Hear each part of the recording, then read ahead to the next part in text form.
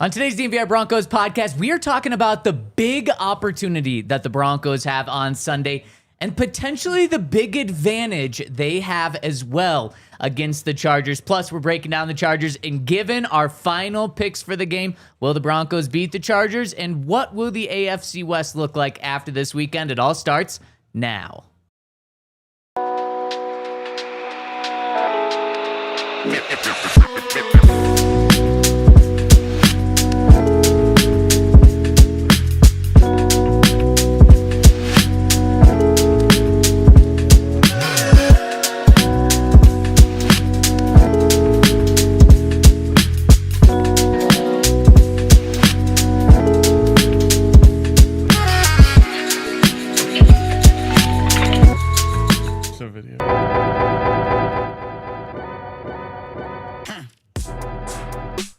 Massive opportunity for the Broncos this weekend, and we are here to break it down. Presented by Bet365. Use that code DNVR365. Deposit $10, place a $5 bet, and you're going to get $200 in bonus bets in your pocket with using that code DNVR365. And we are live from the Toyota Lounge, driven by your local Front Range Toyota stores, and we are the DNVR Broncos Podcast here on a Thursday.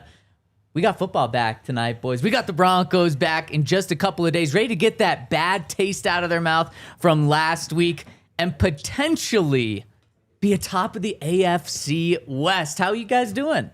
Doing great, man. This week's going by fast, which I appreciate because, both of my teams lost in disturbing fashion last weekend. It's a good word to use. Because they were both different, but they both disturbed me in different ways. Shoot. And so, you just sit there at the end of Sunday, just especially Sunday night football's on, and you're just like, I can't believe I have to go wait a whole week until I see my teams go out there again. But it's already Thursday, so we're good. I forgot to say this on yesterday's show, but I had a dream, not last night, but the night before, that it was halftime, and for some reason I was on the sideline, and Sean Payton and Jim Harbaugh were just going at it.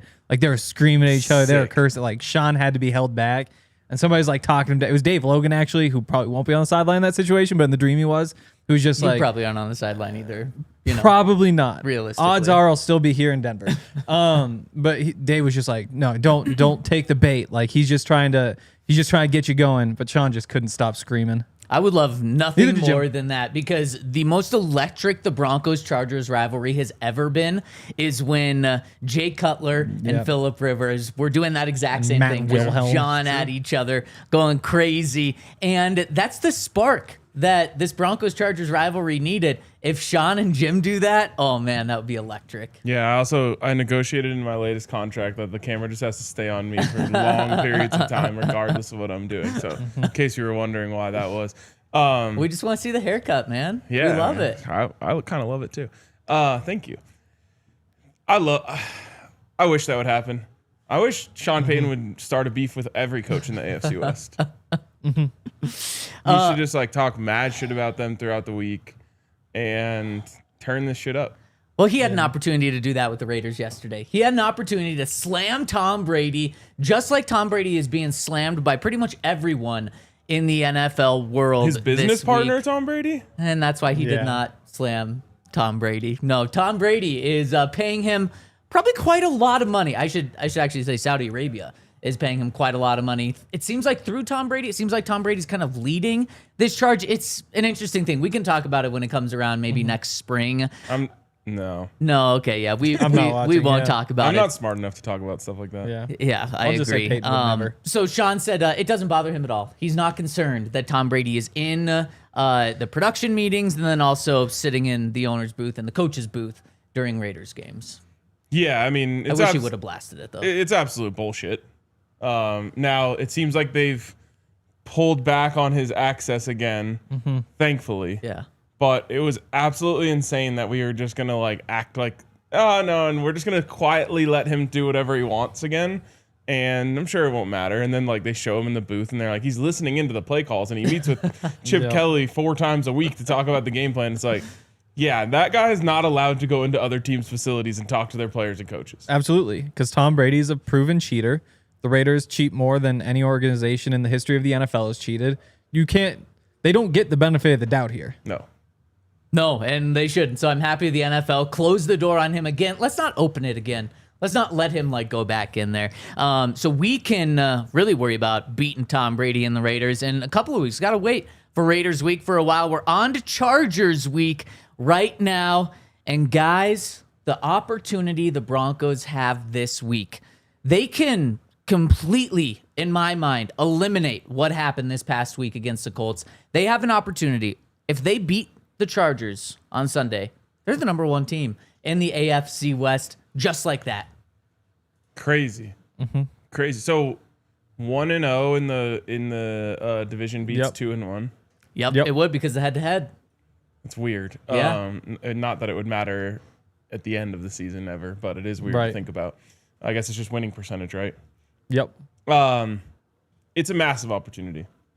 And like I said in the little mini pod we do, I vow, if they win this weekend, I will not bring up the Colts game again the rest of the season. And I think it's right. Yep. Yeah. I mean, now you could get to a situation in the end where standings matter and that game comes up, but it will have been erased by my account if they just go take care of business this weekend in a game that they are underdogs in. Obviously, you were favored last week. You're underdogs this week. You got to go steal one now. That's what, when we say you lose one, you got to steal one. That means you have to win when you're an underdog. And the Broncos have that opportunity to do that, and it'll just even the scales. Yeah, I can't quite go that far because we're going to get down the stretch, and every single week we're going to be talking about the scenarios, and it's going to be really tough for me to not have that Colts game cross my mind. But I respect your choice. I'm a forgive and forget kind of guy. Fair enough. Fair enough. And also, guys, this is a big opportunity to kill the Chargers' momentum. And right now, it's crazy to say 3 weeks into the season, if the Chargers win this game, they've got a stranglehold on the AFC West 3 weeks into the season. They won't just be 3-0 and have a 2-game lead on every team in the division if the Raiders lose as well. They will be 3-0 in the division with a win against every single team in the division. All they would need is one more division win to guarantee themselves a winning record in the division. And this is just 3 weeks into the season. So this actually is the biggest divisional game early in the season that you can really make for either side right here. And the Chargers are rolling. Do they look like they're unstoppable? No. They beat the Raiders 20-9 last weekend. They, I think, scored 3 points in the second half. But we've all said the Raiders are better this year. The Chiefs clearly aren't as good as they were last year, but they're still the Chiefs. If you beat the Chargers, you knock their momentum off big time. And the Chargers are saying, man, we've had a good start to the season and we're still not top of the AFC West. They're tied for it, but they would technically be listed as number 2 in the AFC. That would also be a big win for the Broncos here. It would be Bo Nix's biggest win if they win this. And it wouldn't be close at all.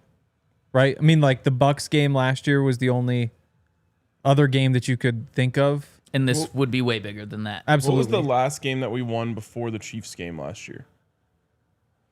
Before the final Chiefs game. Yes. It would have been was Bengals before that. Yep. And then it was Chargers before that, which they lost. Colts. Before that, it was 31-13 against the Colts. Nick Benito game. Yep. And that game, Bo Nix threw 3 picks, right? With also 3 touchdowns. Yep. I surrender. You're right, Henry. Biggest win. It would be. Yeah. Not that I disagreed. I just wanted to make sure I agreed. No, as you should. This would be Bo Nix's first win against the Chiefs or Chargers when the starters have played. Obviously, Bo was able to take care of the Raiders last year, but this would be the first win against a good division team. He was also able to take care of the Chiefs on the road.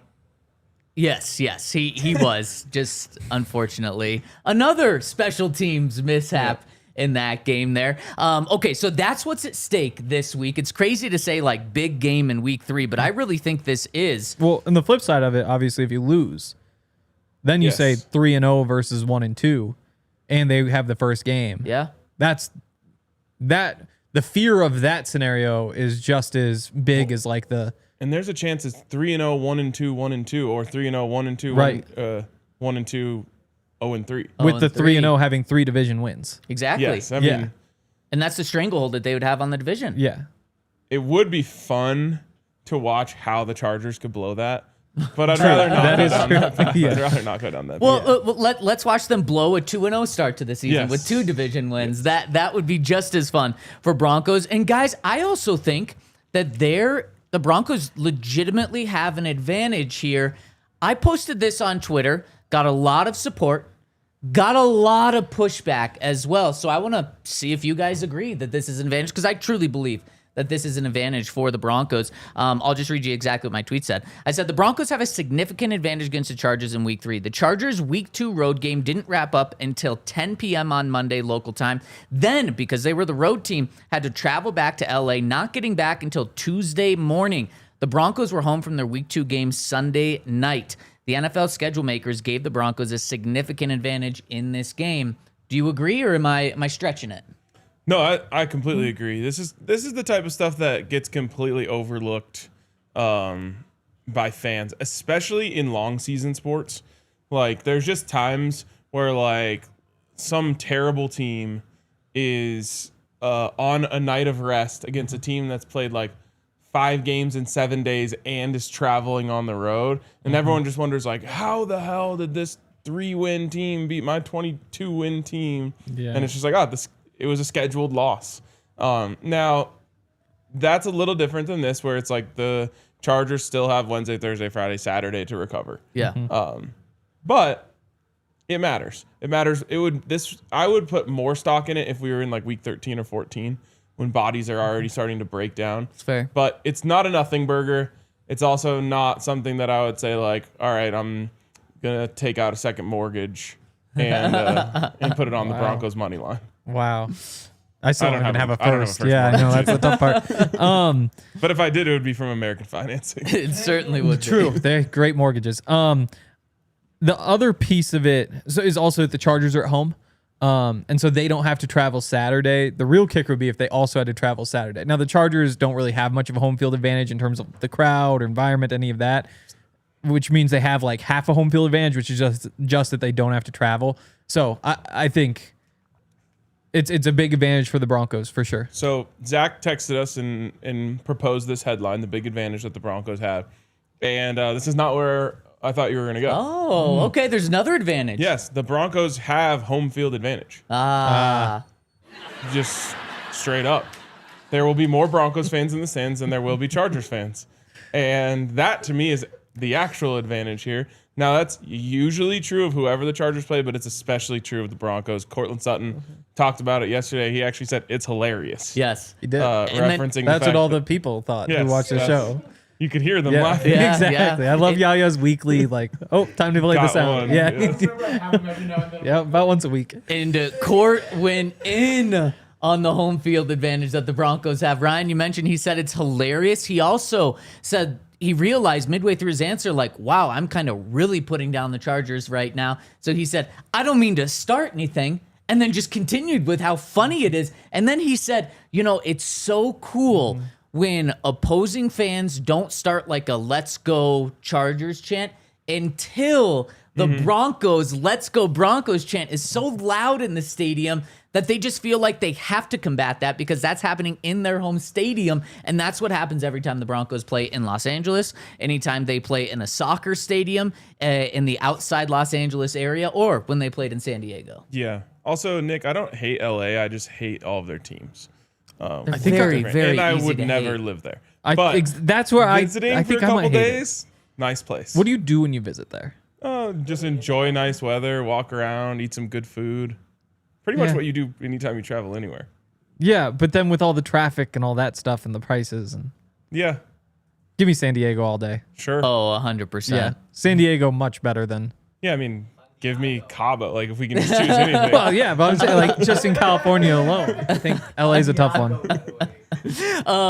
Okay, so we got some good news and bad news on the injury front. I'm happy you brought another advantage up there, Ryan. We got some good news and bad news on the injury front, and I want to talk about that after I give a shout out to our friends over at Mac Weldon. This morning I was like, man, I need my most comfortable, good-looking shirt to just go under this. And so I immediately go for the Mack Weldon there. And I love Mack Weldon. Perfect undershirts, but also perfect shirts for if you're working out, if you want to be stylish, if you want to be comfortable. I mean, it covers everything. If you want to, like, this is a t-shirt that I would wear at a nice dinner. If you're going for that sort of look, Mack Weldon is that type of brand. They cover it all. I absolutely love my Mack Weldon. So happy that I got introduced to Mack Weldon this summer. And a really cool thing about Mack Weldon is you're going to get 25% off your first order when you use the code DNVR for shirts, shorts, hoodies, and more over at MackWeldon.com. We love Mack Weldon. Pretty sure you're going to love it as well. Get breathable clothes you can feel comfortable in all summer and in the fall as we move into fall. Go to MackWeldon.com to get 25% off your first order of $125 or more with that code DNVR. That's MackWeldon.com using that promo code DNVR. And shout out to our friends over at Bet365. I think I might already be losing a bet today. Had a little parlay. What is unfortunately happening? down 3-zip. Day baseball. Yeah. I had Day baseball at noon? 1 o'clock on the East Coast. Oh. Yeah. Here, though, yes. Very early. But yeah, I mean, football season, there's so much going on, including on Thursday Night Football. You have the Thursday night touchdowns. It's never ordinary at Bet365. You can see for yourself with our Thursday night touchdown offer. Place a qualifying parlay bet or multiple bets totaling $20 or more on tonight's game. You can get bonus bets for every touchdown. Terms and conditions apply. Download the app and use code DNVR365 when you sign up. Whatever the moment, it's never ordinary at Bet365. Must be 21 or older and physically located in Colorado. Please gamble responsibly. If you or somebody who has a gambling problem and wants help, call or text 1-800-GAMBLER. Terms and conditions apply. Sorry, Henry. Extra shout out to our presenting sponsor, Bet365. As Henry said, use that code DNVR365. Guys, really quick tonight, Thursday Night Football. I think it's 12.5 point spread over at Bet365. Is that enough for you to take the Dolphins? I'm on the over 49.5. Oh. Because I like the the Bills' chances of giving me something in the 30s. Yep. And then you need 20 or less from the Dolphins. Dolphins had like 27 last week, 20 I think. or more. Yeah, You like if the they over. get 30 Yeah, exactly. yeah. So I'm all in on the over. 12.5 scares me a bit. It's a lot of points. Desperation week. Exactly. It is. I think I have to take the points. Wow. So that means you're taking the But Josh Dolphins Allen with the points? literally owns the Dolphins. He does. Tua admitted how much Josh Allen just is way better than him. Yeah, give me the Bills. They're covering easily. It's too easy. It's too easy. Yeah, it's going to be easy. Nope, Yeah. it's not. Yeah. It's desperation week. To me, it's just like, what do you fear more? Like, I fear the Bills going up 14-zip in like the first quarter, and that's it. Yeah, trust me, my heart wants me to say like Bills by 1,000, but my brain is telling me it's desperation week. And there's a part of me, that's why over and maybe just sprinkle the Dolphins money line. What is the money line? It's got to be 4-1, 5-1. Yeah, I would think it's something like that. Okay, let's get back into this Broncos-Chargers game. Really quick, also want to give a shout out to Big Brothers, Big Sisters. September is Big Brothers, Big Sisters month. You can donate on our YouTube page right now while watching the show. Just hit that donate button. Really, really cool to have an immediate impact on someone and help change their life. You can donate. You can also become a Big Brother, Big Sister as well. So we are really trying to raise money for them this month. So let's get that, and let's get up to, is CHGO beating us right now? By a lot. Yeah, we need to show that Denver is the giving place. So let's do that. And guys, you want the good news or the bad news first about the Broncos' injury status? Bad news. Yeah, Bad news. and unfortunately, there's more bad news than good news. And we got to start off with the guy we talked about yesterday, Dre Greenlaw. He practiced last Friday, so there was finally some momentum for him to practice this week, and he did not practice yesterday. And all the wind, for me personally, has been taken out of my sails. Yes, has been taken out of my sails for him playing this week. I have no confidence that he's going to play this week. I wonder if he suffered a setback. I don't know this time. It's pretty clear he's suffered a couple of setbacks over the past few weeks. And actually yesterday, Sean, once the regular season started 3 weeks ago, Sean said, I'm not talking about injuries. And to his credit, he has not talked about injuries. Yesterday, the question was posed, since you did not put Dre Greenlaw on IR, does that mean you expected him to be practicing by now? Duh. And Sean, that got Sean. That's what you should have said. That got Sean to actually open up a little more than just duh. Here's what Sean had to say. We felt like he's kind of on our schedule, and look, we spend time on it because it's a little nebulous relative to the injury, and that's all I'll say. We felt like Nebulous. You really opened it up there. It's more than he said. Nebulous, great word. Yeah, it Yes, really in the form of a cloud or haze. Hazy. Right, like nebulous clouds. Yes. Yeah, I had to go look it up because I just thought it was a cloud. Yeah.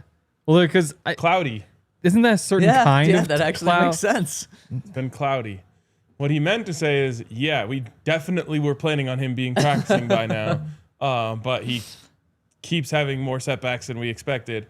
And it's unfortunate because we could have had an extra roster spot for the first 4 games of the season that we don't have. Thank you, Sean. That was very straightforward. I appreciate the honesty and straightforwardness to that. And you're 100% right. In fact, I think it's pretty damn clear when the Broncos expected him back. Dre Greenlaw practiced on Labor Day. That was the Monday leading up to the first game of the season. So the first game of the season, 6 days later, he practiced that Monday. I think the Broncos thought he was going to play week 1. If not, he was going to be practicing throughout week 1 and then be ready to play week 2.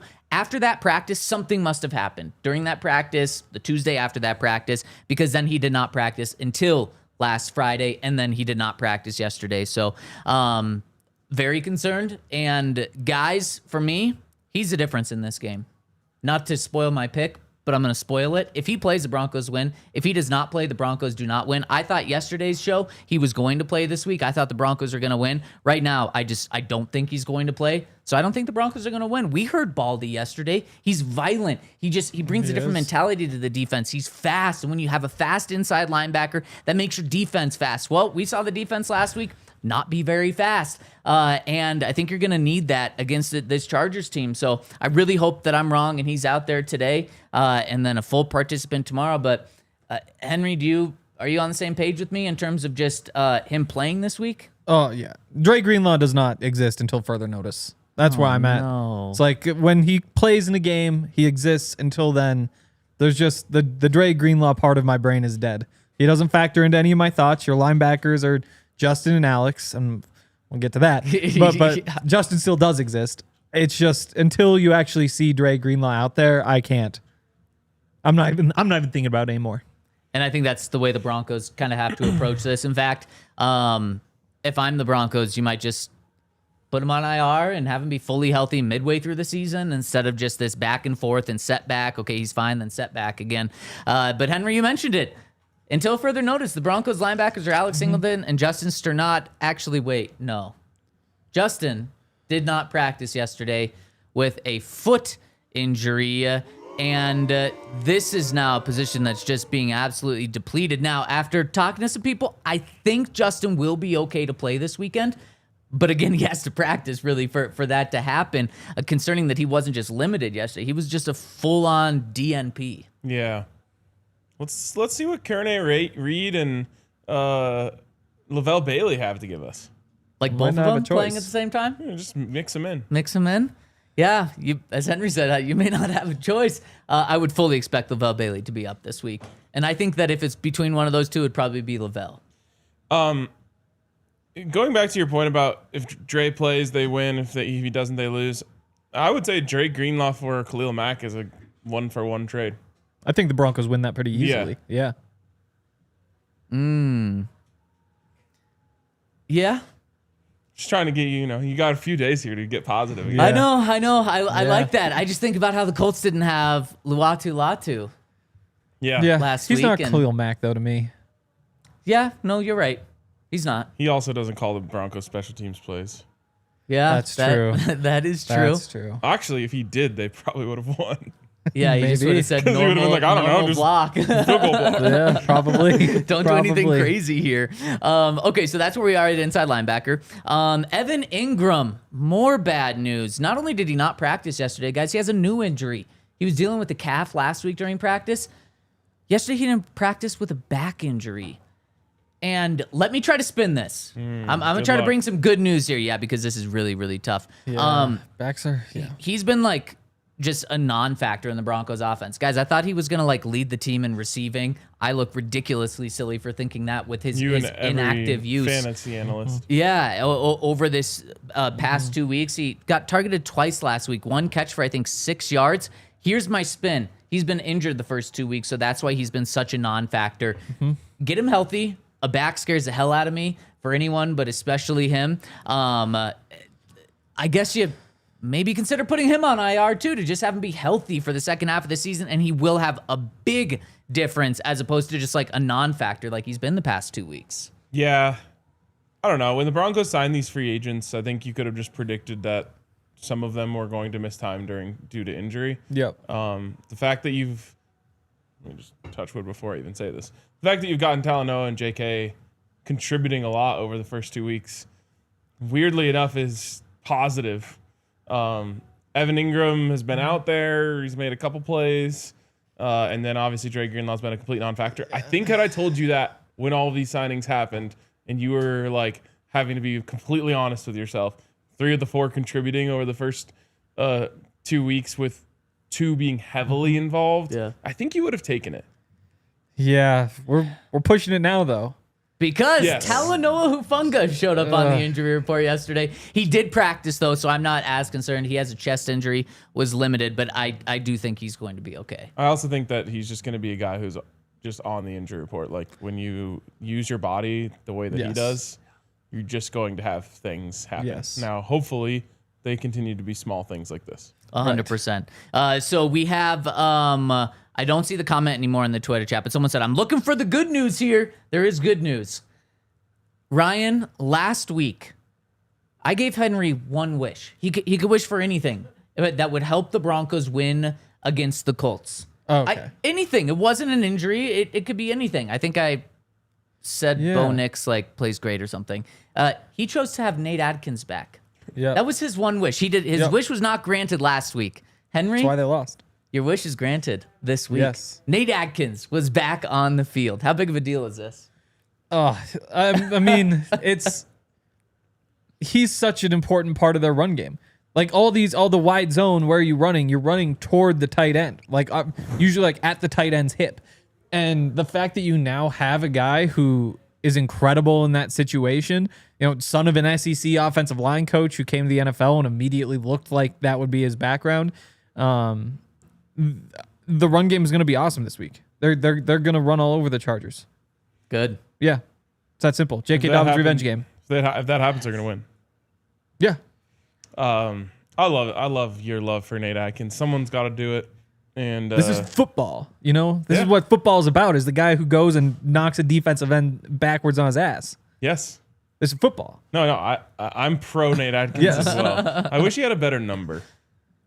Makes him hard. You don't like love. the 45? No. Okay. That's a What would you like? It looks like a long snapper's lining up at H-back for my team. That's kind of what he is, though. Like, it just brings that. I would like him to have a number in the 80s. Oh. He's not long enough for that. He's too stout. Okay, there we go. You could, no, I mean, he's not dynamic enough to be in the 20s. Correct. So certainly. Yeah, you're not getting him a single digit. How about like I need him in 80. What's available? 1? Yeah. 81's available. Yeah. I think it's owned by a practice squad player. So, if Sam Ehlinger isn't willing to give it up, then maybe not. What do you see, Ryan? Well, someone said 40. I could see 40 working for him, but that's taken. Yeah, that's just. Someone said 45 is a perfect fullback number. I agree. He's not a fullback, though. It's true. Yeah, he's a tight end. You're right. You're going to see him in the backfield, though. He will. Yes, you certainly will. Henry, I think you're spot on just about how important the run game is going to be. And Sean, without directly saying it, agreed with you yesterday. Let's get into the keys to beating the Chargers. But before that, I got to give a shout out to our friends over at Ent Credit Union, where Broncos Country, this one is for you. You can have all the Broncos gear that you possibly want, because you can buy it all. One thing you can't buy a Broncos debit card. You got to just join Ent Credit Union, and then you don't even have to buy it. They're just going to give you a Broncos debit card for your checking account, and they've got a couple cool designs. One has a Broncos logo on it. The other, Bo Nix throwing the ball with his signature on it, and that's not the only perk that you're going to get with being an Ent Credit Union member. You're going to get 10% off at Empower Field and Mile High on game days. You are also going to get every 15 swipes is going to enter you a chance to win Broncos tickets for a game this season. So if you want to bank like a Bronco, go to ent.com/DNVR. That's ent.com/DNVR and sign up for the Broncos checking today. Ent Credit Union is assured by the NCUA. Membership applies. Annual percentage yield. Account requires associated Ent Broncos debit card. So like on Tuesday, Allie tells me like, hey, don't forget we have this thing on Thursday night. And I'm just like, God, I hate having things. Because I just don't want to have to decide what I'm doing until the moment that I want to do it. I know. I hate having things on the calendar. I couldn't be more opposite. Like my wife asked me to start adding my golf rounds to the calendar. I'm like, no, I don't like that. It makes it feel like it's a meeting or something. Right. So anyways, that's why I love Game Time, because I can just sit back and be like, I've got nothing going on tonight, and then be like, oh, but there is that thing. Let me just see what the prices are over at Game Time, and lo and behold, they're cheaper than they should have been. Yep. And so then I'm like, you know what? I'm going to go to this concert that starts in 2 hours, which is what I did on Tuesday night with Game Time. I popped on there, said, you know what? Screw it. I'm going to a concert tonight. Bought the tickets. They're in my hands seconds after I press buy for a great price. And a couple hours later, I'm at Red Rocks enjoying the show. That's what I love about Game Time. You get rewarded for procrastinating. The only place in my life where I've ever been rewarded for that, and I'm really good at it. So shout out to Game Time. Go over and use the code DNVR at Game Time for $20 off your first purchase. All right, so got to give a shout out to our presenting sponsor, Bet365. Use that code DNVR365 when you sign up. So the run game is going to be huge, Henry. And Sean all but said that. We talked about this yesterday, but then I felt a lot better about our conversation after Sean said the exact same thing. The Chargers, pretty much, we've talked about the Vic Fangio defenses. Keep everything in front of you. You have to just go slowly down the field. That's exactly what the Chargers do, and they're really good at that. They're really good at not giving up explosive plays. And they say, you know what? If you want to get in the end zone, it's not going to be impossible, but you're just going to have to go 14 plays and 75 yards. You're going to have to go 12 plays and 60 yards. If you want a field goal, you're going to have to go 8 plays and 35 yards to do that. And so you just have to be patient. And Sean Payton said that's going to be a very key part of this. One thing that I found interesting, though, so it's pretty much like, it's not that you can't have explosive plays. It's just you're not going to have success doing that over and over again. Bo said he's still going to take his shots. And I want to know if you guys think that that is the right approach here. Bo said they do a good job with what they do and don't give up a lot of explosives. So we have to find a way to execute and find some explosives. Do you like that mentality? Going into a game where it's like, no, you're not going to get explosives. And the quarterback's saying, oh, we're going to find them. Yes. Yeah. Yeah. Explosives are how you win football games. It's also how you lose football games from a defensive perspective. Just look back 1 week ago. Right. So, yeah, you have to find them. It's really hard to consistently drive down the field 10 yards at a time. Really great teams at running the ball can do it. Basically, no one else does it. They're looking for explosives to try and chunk away the field so that they can get into scoring position on 1 or 2 big plays rather than 6 or 7 good plays. So, yeah, you have to hunt them down, and I love watching Sean Payton call plays because he's unbelievable at creating them.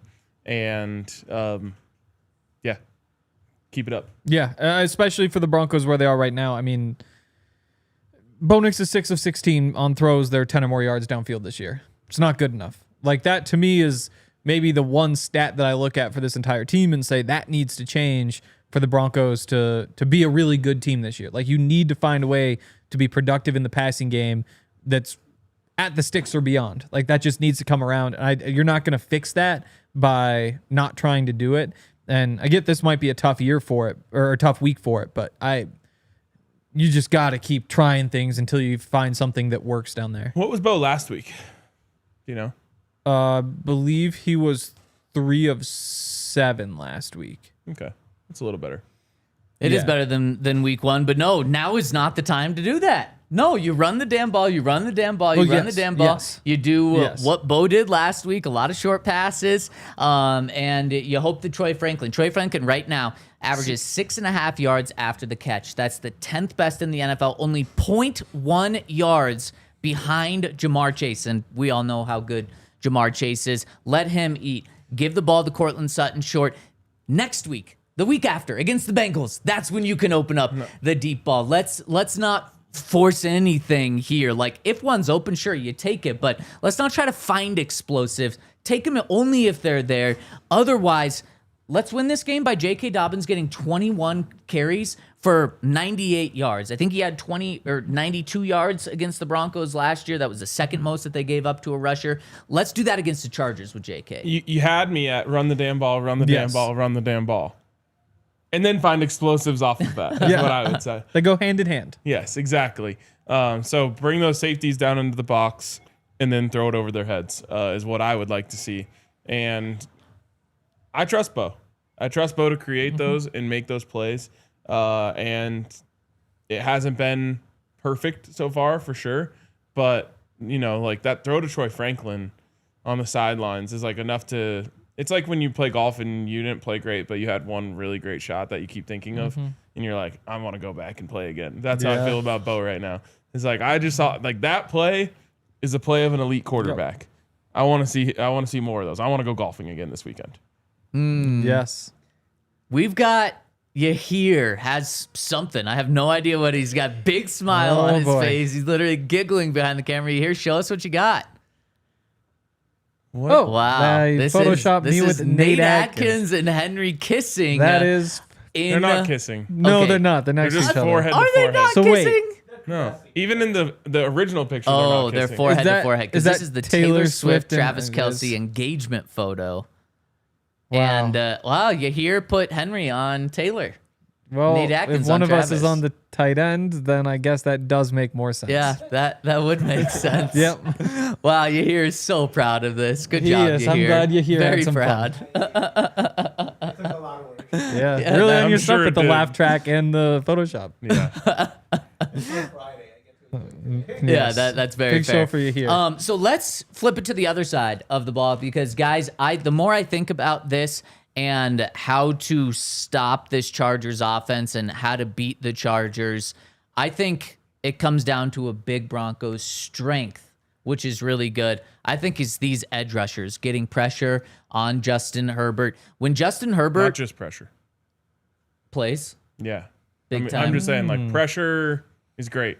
But okay, getting to Justin yes, Herbert. you got to hit him, and when he still has the ball, hit him. And I don't think that's going to be as easy for Zach Allen, who leads the NFL in quarterback hits. Their interior offensive line is huge and pretty darn good. Their tackles are also good, but they're missing one of their starters right now. Joe Alt's really good, but they're missing Slater. He's out for, is it the whole season? Yes, I believe. Achilles. So it's going to be pressure off the edge from Jonah Ellis, Nick Benito, Jonathan Cooper, getting to Justin Herbert, forcing him to not just potentially drop the ball, but make mistakes, guys. Justin Herbert has been so good at not turning the ball over when he has not been pressured. What happened last year in his 4-interception game in the playoffs? He was pressured, and he just made mistake after mistake after mistake. He has not been pressured much this year. And Justin Herbert, since week 16 of last year, not including the playoff game, has 5 consecutive regular season games with a passer rating of 110 or more. There's only 4 quarterbacks in NFL history that have done that 6 games in a row. And if Justin Herbert does that again, he's going to beat the Broncos, and he's going to join Tom Brady, Steve Young, Patrick Mahomes, and Aaron Rodgers as the only guys to do that.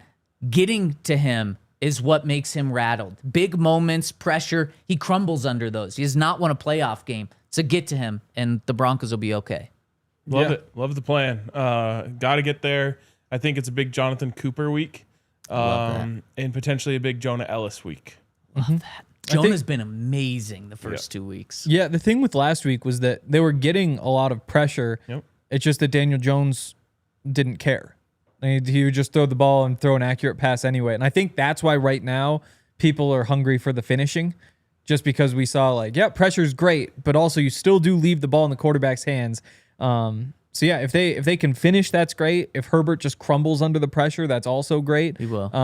But it would really sting to see the pass rush play as well as they probably did last week. Because even that 3rd and 6 at the end of the game that they convert to keep it going, to get into field goal range, Nick Benito's a half step away. And there are so many examples of that, but the ball's just out so quick.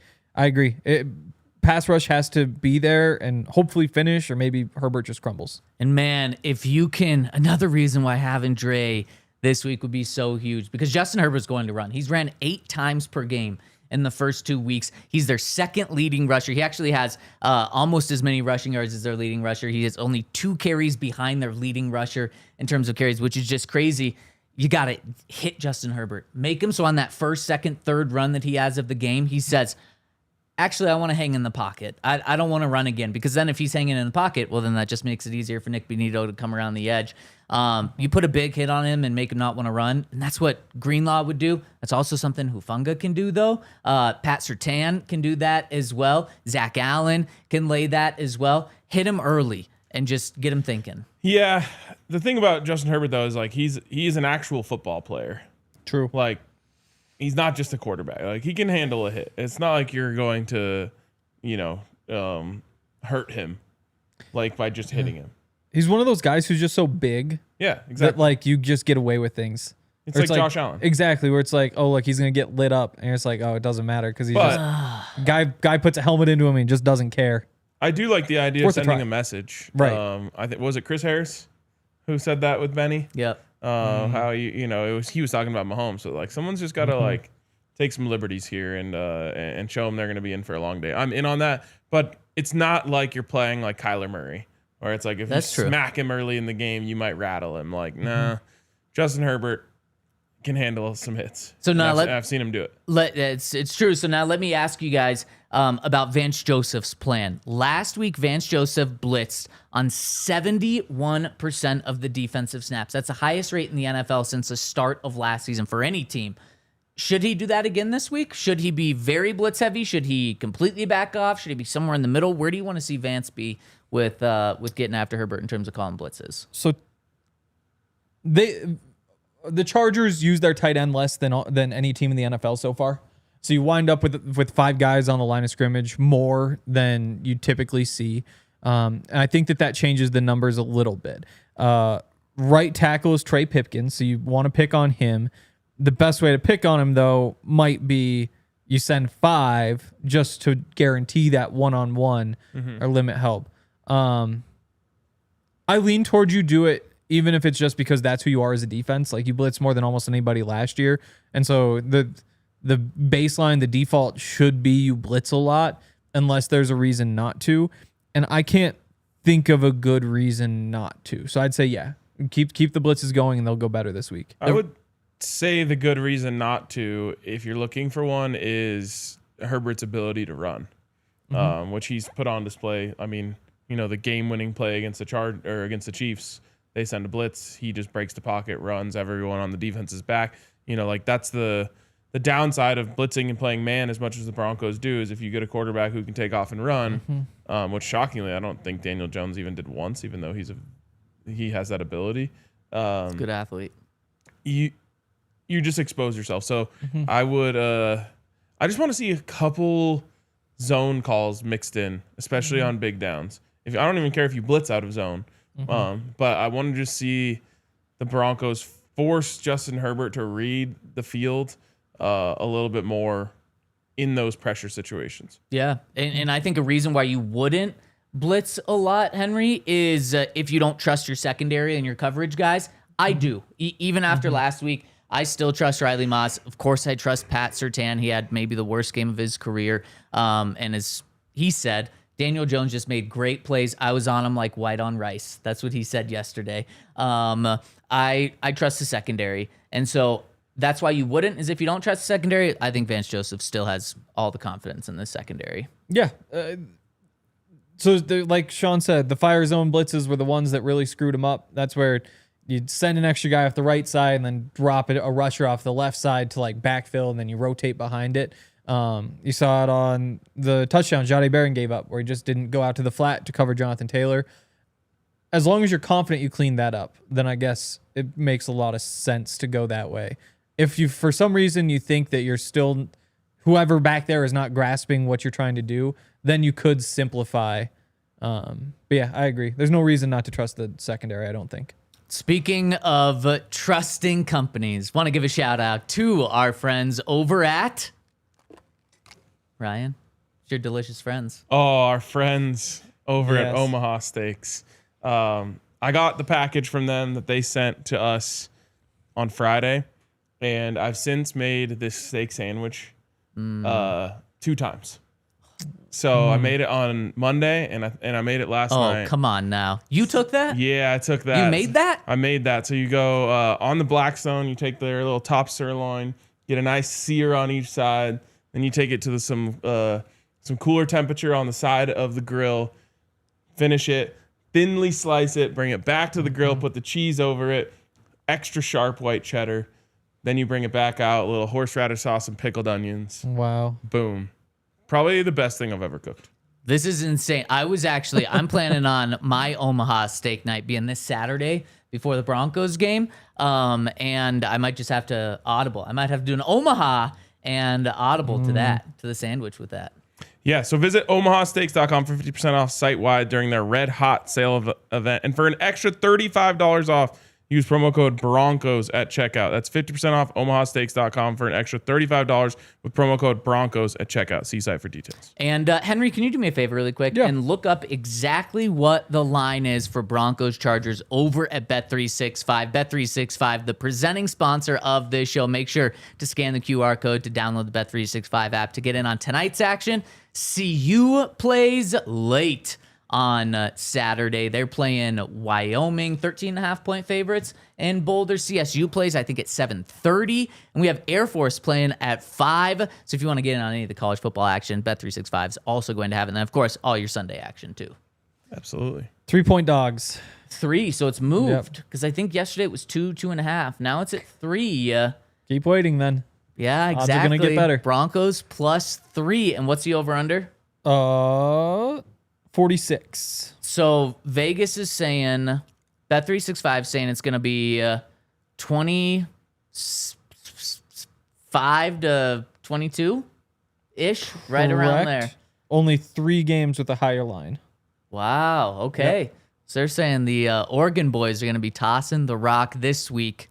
Guys, before we get into our picks, Troy Franklin, it has not only arrived, guys, he's on pace for 102 catches this year. Now, I know it's only 2 weeks into the season. It's really early to be projecting like that. But 102 catches. He's on pace for almost 1,200 yards and 8 touchdowns. But the 102 catches is what just blew my mind when I realized that would be incredible for him. That wouldn't just be a breakout season. That would be, I mean, he's a Pro Bowl player the way he's played in these first 2 weeks right now. That is huge for Bo in this offense. I do think so. I'm all in on Troy. Obviously, that's my guy. I don't have all the Troy stock, but I do. Your guy in name. I love Troy. A lot of his touches have been manufactured, though. You know, so it's not a bunch of like going through progressions and he's the guy who's open. You know, he caught 3 screens. I think they threw 3 screens to him this week. I think he caught all of them. There was the touchdown where, you know, you sneak him into the backfield after the snap, and then he goes back out and the coverage loses him. And so it's a play that's just designed to go to him. There's the drag route over the middle where you clear things out. Again, it's kind of designed to be something that helps Troy. Now, obviously, there's the off-script one up the sideline. It's not like these are all the examples, but I think that Sean has his choice of, I'd say about half of Troy's catches is Sean's decision to say, I could give this to him, I could give it to Marvin, I could give it to Court. But I'm choosing Troy to get him going, and it's obviously working. So the next step is catching a bunch of passes without having plays that are specifically designed to go to you. Because he passed the test. Like, you design a play for him, he capitalizes. Sure. Yeah, and I also would just keep designing more plays for him. Right. I 100% Absolutely. would. Broncos Tube says need to get Court more involved this week. Do you guys agree? Is that like a necessity? The offense scored 28 points last week. And Court had 1 catch. Yeah. So right. that Yeah. Now when they went, 3 or 4 straight drives without scoring at the end, that's a time where you feel like you should be able to go to your wide receiver 1 to just like bail you out of a spot. It's like you have a 3rd down and you're just saying like, we're going to Court here. So in that case, I would say yes, Court needs to be more involved.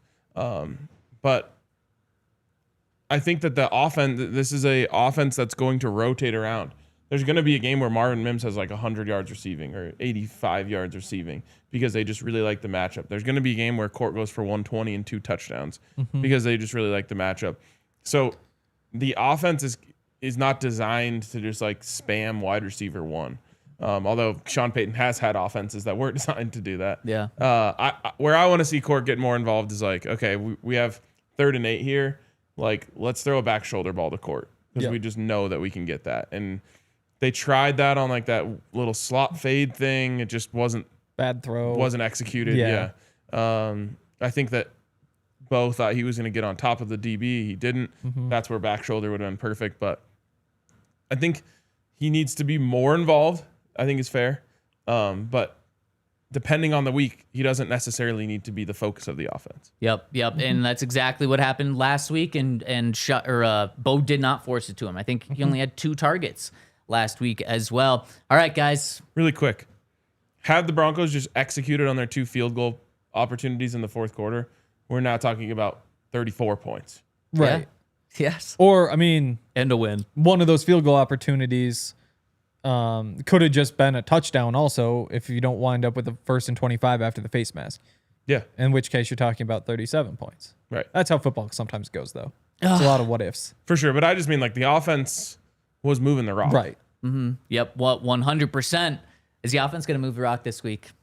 Let's get to our game picks here. Broncos Chargers. We know the Broncos are 3-point dogs. We're not picking against the spread. We're picking straight up here. Henry, lead us off. The Broncos win this game. And actually, Henry, I can let you take your victory lap if you want, although you did not include, that's probably in the AFC standing. So that'll wait a second. Okay.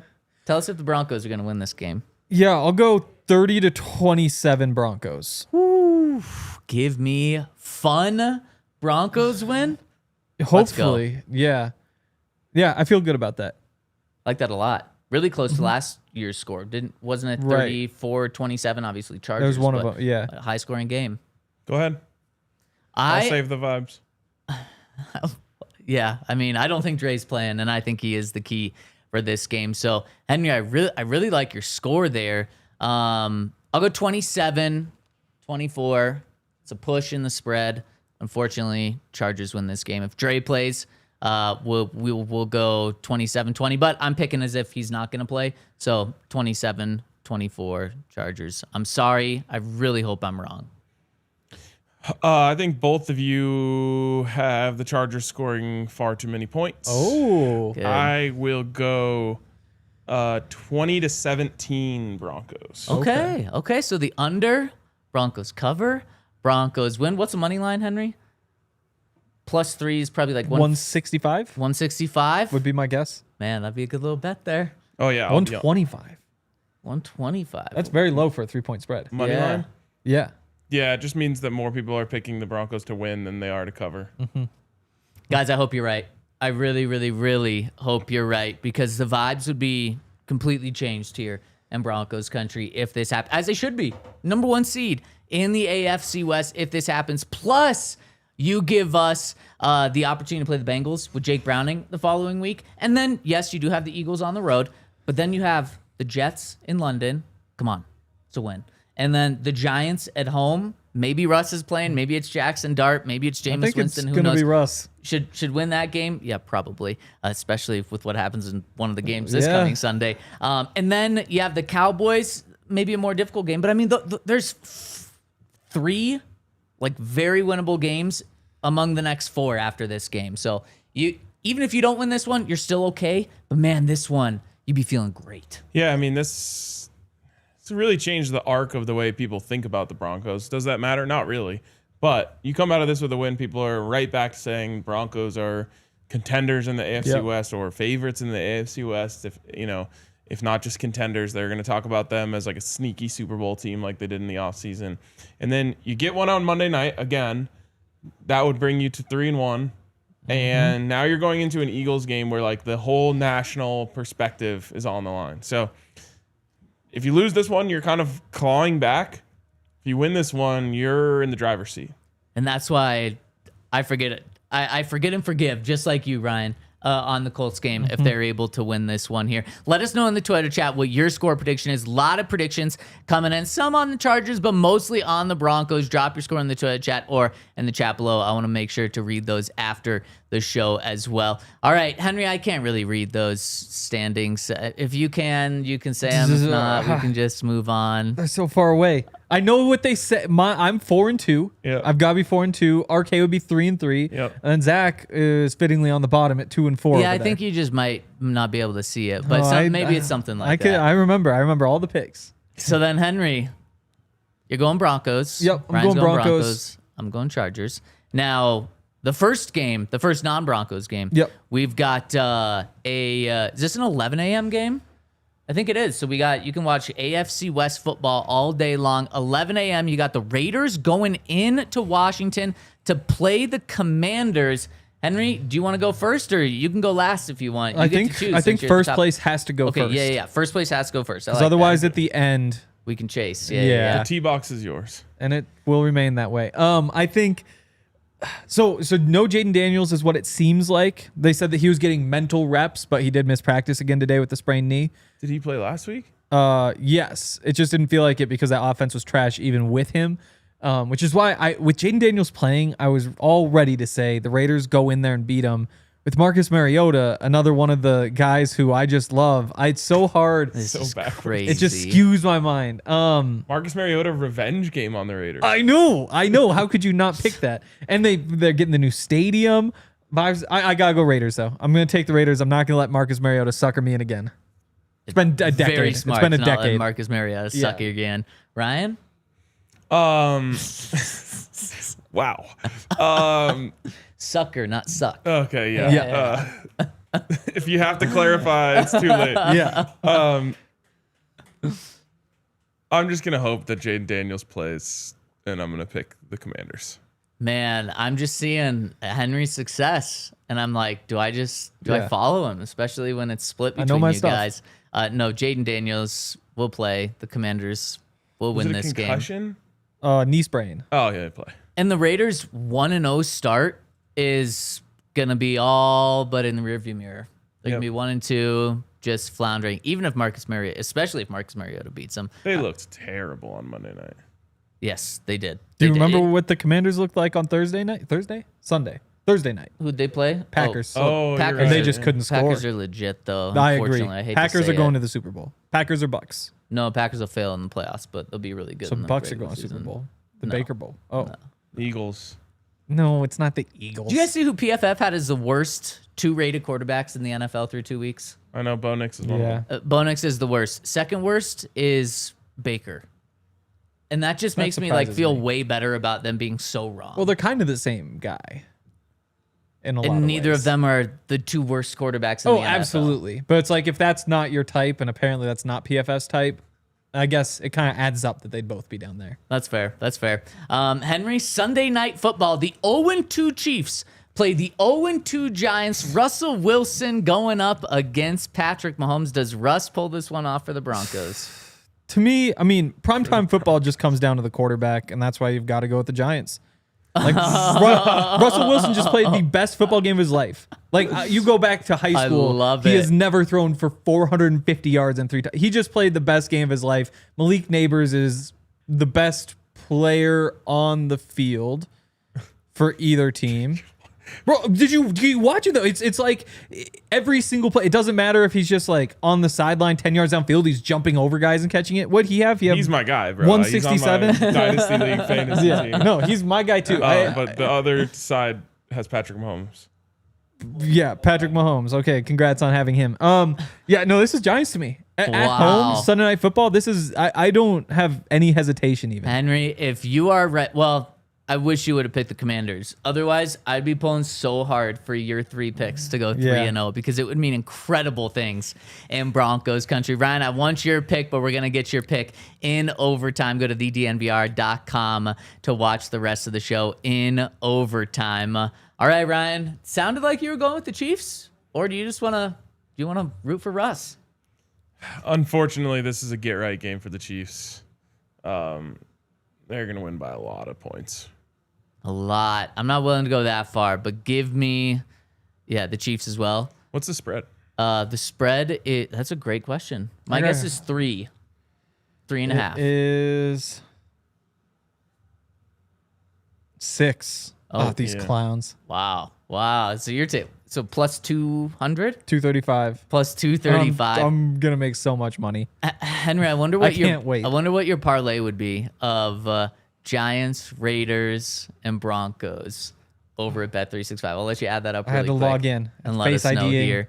I mean, it's crazy just in week 3 how big this could be, not just for the Broncos, but if the Chiefs lose as well. And Ryan, I know you're a big forget and forget person.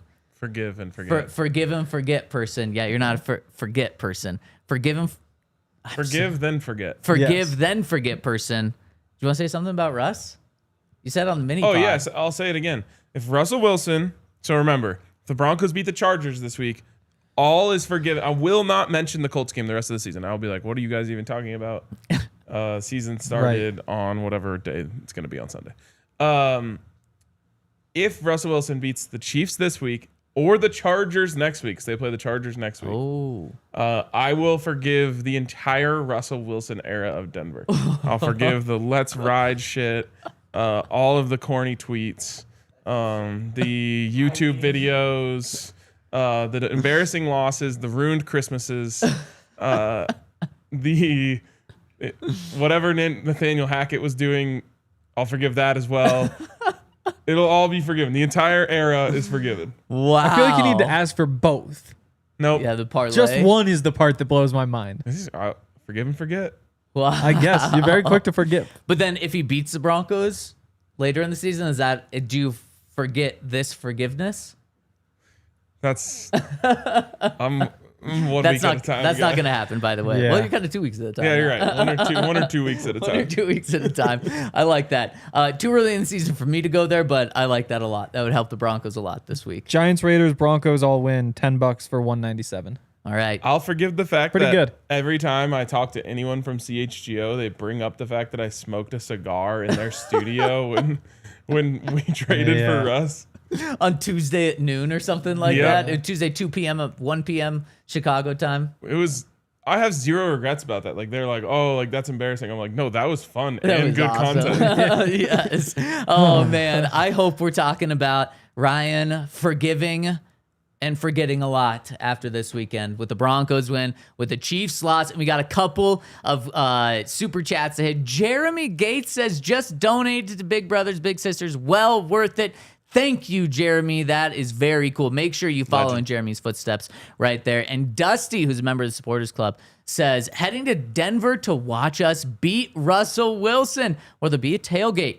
Absolutely. Always a tailgate. Also, I'm a huge Vols fan, and we play Bama. Do you guys know any Vols? Yeah. Do you know any Tennessee little things on the bars? ground? Yeah. Glad you enjoyed Sturge, RK. He's the man. He is the man. I know Bama bars that I could send you to. Tennessee bar. I Don't mean, know there's got to be Tennessee bars. one.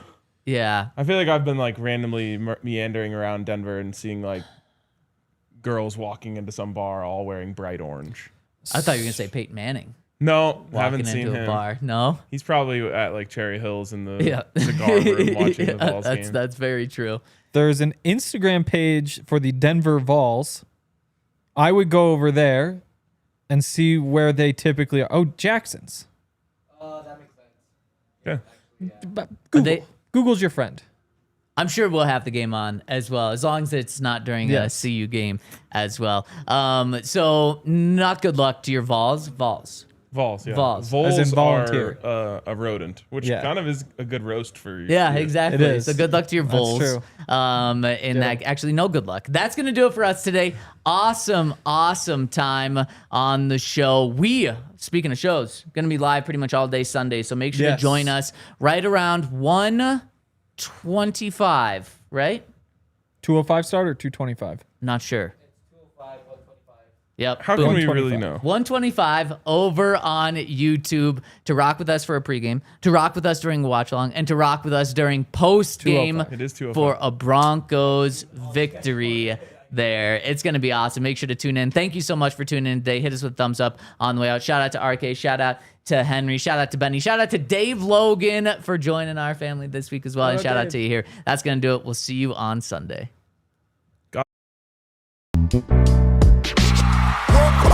We all silly like the mayor.